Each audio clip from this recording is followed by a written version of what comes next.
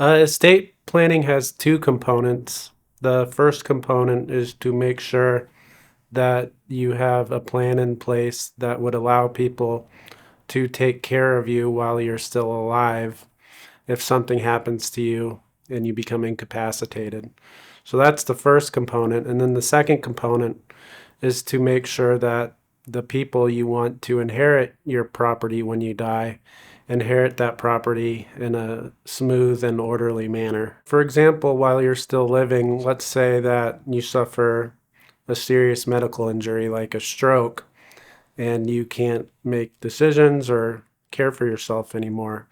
If you don't have a healthcare power of attorney in place, there's nobody that is authorized to do so. So in that situation, you'd have to have a guardian appointed by a court to take care of you and make those medical decisions.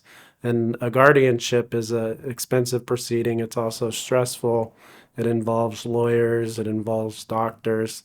So you can avoid that by having a proper plan in place and making sure that not only the documents exist to avoid the guardianship, but also making sure that you've got the proper person in place to make those decisions on your behalf. If you don't have an estate plan in place, then the state determines who inherits your property. So that's called the law of intestate succession. So the state would determine who your heirs are.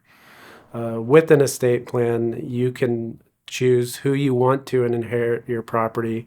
And then there also needs to be a person to make sure that plan gets carried out. In Arizona, if a will goes through probate, we call that person a personal representative.